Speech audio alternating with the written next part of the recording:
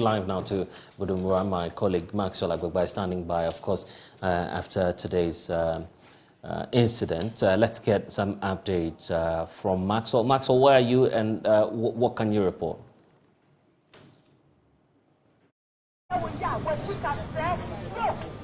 Yes, Blessed. As you rightly stated, I'm currently here at Budumbura. A cloud of grief still hangs around this community after news reached residents here and people who do business here that their friends, their colleagues have died in an accident, in a road crash where 16 people died. We are currently at the bus terminal where one of the buses was traveling to. This is where that trip was supposed to terminate, but it did not end here. It ended at Gomoa Okyereko where 16 people died. Behind me is the bus terminal where that bus, which was coming from Ivory Coast, was supposed to arrive at. Now, some of the people we've been interacting with here tell us that they really do not understand the circumstances under this happened. Some of them are attributing it to spiritual causes. Of course, that has been discounted by the municipal fire service commander, Kwesi Hughes. He says the stretch where the crash happened is a long curve and it's important for drivers to take their time when they get to that part of the road. But joining me right now, two gentlemen. I have two gentlemen here joining me right now. Bob Hagan, he's the executive member of the GPRTU Ghana Liberia. I also have Emmanuel Entry, who is the secretary of BAP's transport. Let me speak to them. Let me find out from them what they actually know about this incident. Bob, I know you've lost a friend, so we have our condolences. You were actually at the morgue, and you saw your friend, you mentioned his name as Ejapon. You said, that is his name. What's his name? Clement Ejapon. Clement Ejapon. What does he do? Yeah, he's a driver and also a conductor. So he's a driver at this bus station? No, he was the conductor. He's the one leading the car from Liberia to Ghana. So yesterday he called around 8 o'clock in the morning that he had a label. So when they go through with the custom processing, they decide to even rest for some time. So we are all expecting him latest this morning by even 8 o'clock. They will be arrive here. So this morning around 6:30, I received a call from a colleague that there is an issue. I said, what is the issue? He couldn't even come out to tell me what actually is the problem. So when I got here, I live Kaswa. When I got here, then I received a message that this is what has happened. So right away, we rushed to the accident scene. When we get there, they are already moving their bodies. Those that got injuries, those that are wounded, those that even right away, they even lost their life. And I saw my friend and colleague, Clement Ejapon. His situation was very tough, very bad off. So all what I have to tell the people that in the bus, those that have their loved ones, I wish all of them will take heart, because since we established this business, GPRTU Ghana Liberia Station, we never even come across with such strategy before. This is the first time. So sometimes every business there is a lapses and whatever, but this kind of accident we never come across before. So as I'm speaking, what I saw in the mud, that people that they are saying they have passed away, I saw 5 dead bodies which they are coming to our station, and the tanker driver, the mate, also lost his life. So the dead body I saw in the mud, the total was 6. I saw, which by I have the videos and the other things. Yeah, so you saw 6 bodies at the morgue. Yeah. The municipal fire commander, Winneba municipal fire commander, is telling us that 16 people died, and he tells us that some persons have had some of their body parts severed. Some of them have lost their limbs and all of that. I'll come back to you. But how is Emmanuel Ejapon now? Emmanuel Ejapon is now a disease. He's dead. He's dead, yeah. But you spoke to him yesterday? I spoke to him yesterday. Since he been coming, we can communicate to each other. I spoke to him yesterday morning around 8 o'clock. What kind of person was Emmanuel? Come again. What kind of person was Ejapon? Ejapon. What are your fondest memories of? Ejapon is a man, a little bit jovial, calm. What even pained me most is I lost my nephew. I couldn't go to Liberia. So he is the one goes to on my behalf so that the funeral goes on. So they buried my nephew, I think 2 weeks ago. Then he started coming back to Ghana. Then this incident happened to him. So I wish his family very farewell, and I give them a condolence to them. I'll come back to you shortly. You stay here, right? I'll come back to you shortly. Emmanuel Lynch is the secretary at BAPS Transport, and you operate a transport company. Tell me, was that one of your vehicles involved in the crash? Actually, with a vehicle we got involved in the accident. Happens to be a vehicle from this station. But then it was a chartered bus. Let me put it that way, chartered by two charter men to Liberia. So on their way back, that is when this issue happened. I think last night, a day before yesterday, personally I spoke to Clement Ejapon, the guy who chartered the bus, concerning some money he was supposed to receive from some people here in Ghana. And I asked him when he will be coming. He told me he is just at he will be at the Libo border. Last night.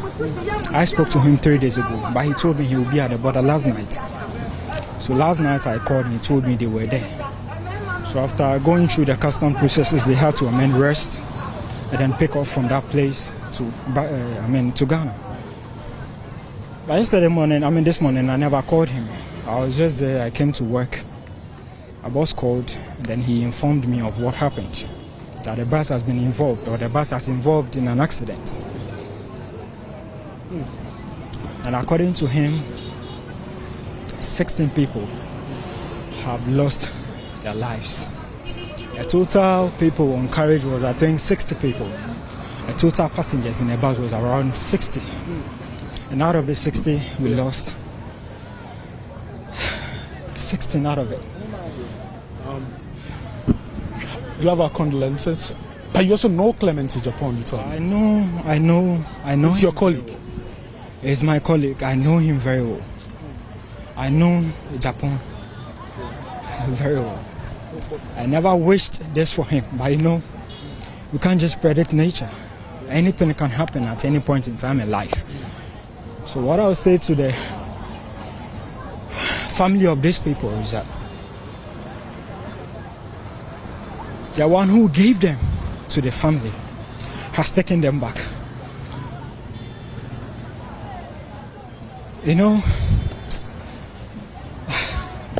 I'm just short of voice. Yeah. I don't even know what to say. Yeah. I don't know what to say now. Take that. When was the last time you had any kind of interaction with Emmanuel? Last time, as I said earlier, it was 3 days ago. That is when I spoke to Ejapon concerning a woman a passenger who was supposed to give him some money from here in Ghana. That was the last day I spoke to him. I think last night too, I spoke to Ejapon through my boss's phone. My boss called him and then I was able to speak to him. That was the last day I spoke to Ejapon. So far, since you operate this transport company, have you had any family members come in here or calling BAPS Transport to find out the fate of their relatives? Most of the people happens to be Liberians. And a few Ghanaians we have there, we've contacted them. Well, I think most of them are currently at the Winneba hospital now. Most of them.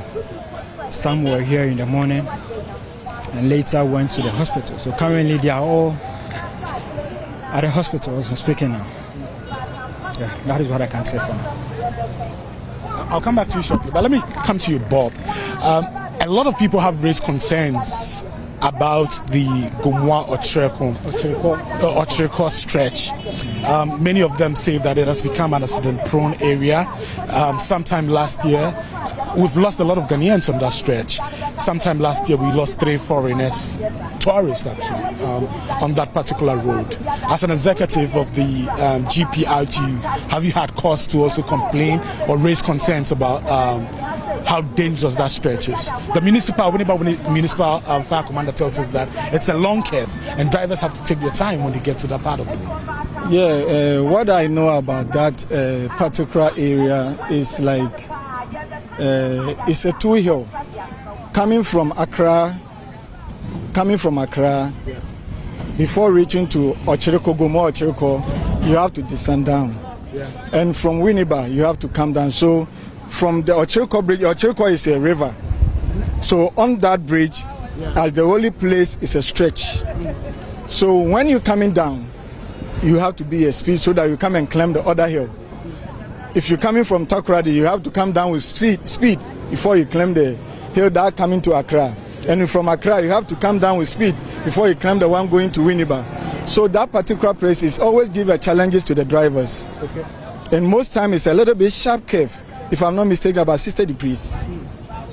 So mostly we can even hear most of the tragedy over there, which we don't even like it. But one thing I noticed our road is single road. If this road is going to be something double road, I think sometimes the way our bus driver was dodging this tanker driver, because the tanker driver missed his road, he lose control. So our bus driver, that's Musa, was trying to dodge. Where is Musa to now? Musa is in trauma. Okay. Yeah. So when he's trying to dodge the car, that is the reason, because they were already close to each other. So you couldn't even dodge the tanker driver. That is why the whole side of the car, and those who sitting, and my friend and colleague in Japan, Clement in Japan, was sitting right at the front. So I can't even say it on air the way his body is looking now. Very, very, very trauma. I'm even sad. Since this morning, I've even been living with water. I'm not wishing to eat. It's very, very sorrowful. Very sorrowful, because the Winneba Municipal Fire Service commander told us that some persons have had some of their body parts severed, sliced off. That is Clement in Japan's body. Yeah, one leg, one hand, the body has been divided into two. So it's very painful. It's very, very painful. My brother and friend and colleague died a painful death. I wish him, may the good Lord keep him in the Abraham bosom. That's it. The call for a lot of people here, many of the people we've been speaking to here, tell us that they think dual carriageway is the way to go. They think is the solution to the many road crashes we've experienced, especially on the Accra Cape Coast highway. Emmanuel Enchi, you agree with all these comments that we've been hearing here at this bus terminal? Exactly. You know, the road should just be, dual carriage. Just to, ease certain traffics and then others. You know, where they had an accident, it actually happened to be a single carriage road. So should a car, overtake each other, definitely that thing will happen all the time. So what we are pleading, or our plea to the government, is that road, the Accra Cape Coast road, should be made or should be dual carriage. That is all we want for now. That is exactly what we want. Because I can't just leave home to feed home and all this happens to me.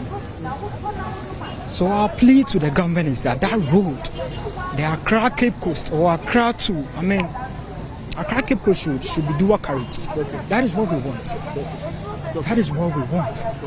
That is exactly what we want here. Thank you. Let me wrap up with Bob Hagan. Bob, you were at the hospital, right? Yes, I was there. You saw other persons who were also injured from the accident, from the road crash. What's their state? Yeah, with the accident scene, what I saw... at the hospital? At the hospital I'm talking about. Those who survived, what's their state? Oh, there's many, because there are 57 passengers on board. And most of them are in a critical condition. And some of them too are responding. The doctors have been discharging some of them. And what I saw at the mortuary, was 6 dead bodies. As I said earlier on, the tanker driver, the mate, and the passengers that are coming to us, also there are 5, Japan included, Joe Water. There's a lady among them they call Auntie Freeman. She too, she also gone. So you know Auntie Freeman? And I know her very good. We are business people who know each other. She lives here? She's a Ghanaian. She was coming from Liberia. I don't know what she's coming to, but she always do a business with us, buying some things and even go and sell it in Liberia. So it's very painful. As speaking now, I'm even really grieving in my heart that we are not expecting this to happen. Since we established this business, Ghana, Liberia, we never and ever come across with this terrible accident in our offices like this. So what I want to say in short is, as for this road, we really want this road to be dual carriage road, because this is the design from even during Nkrumah time, because I was told that this is our international road, and this road is even leading to even Johannesburg. If you want to even drive by road, this road can carry you straight to Johannesburg. So we are just appealing. We are appealing to the elders of this country. They should help us. President and the ministers, they should help us so that we get this road done in dual carriage way. But those who too lost their loved ones, their family, their husbands, their mummies and their children, because there's a baby among the dead bodies. A baby around 1 year, 6 months or 2 years. If you want the video, I can give you, but I think it's not necessary. So I'm asking God to even console them. We human, we can't console anyone. Only God can give them that restful peace. And those who too lost their life, may their soul rest in perfect peace in Abraham's bosom. Thank you. Thank you very much for talking to us. So I've been speaking to Bob Hagan. Bob Hagan is an executive of the GPRTU, Ghana Private Road Transport Union, Ghana, Liberia. He was at the morgue where the 16 people who died were taken to. He also saw some of the survivors at the hospital as well. He lost his friend Clement in Japan. You also heard from Emmanuel Nchi, who is the secretary of BAPS Transport, and they operate a transport company here, a transport company that moves to, their vehicles move to Abidjan, Sierra Leone, Mali, and other parts, other West African countries. And this is where the 16 passengers who died were actually coming to before that crash happened. They were very close to home, but far away from home. Reporting from Bujumbura, my name is Maxwell. Over to you, Blessed.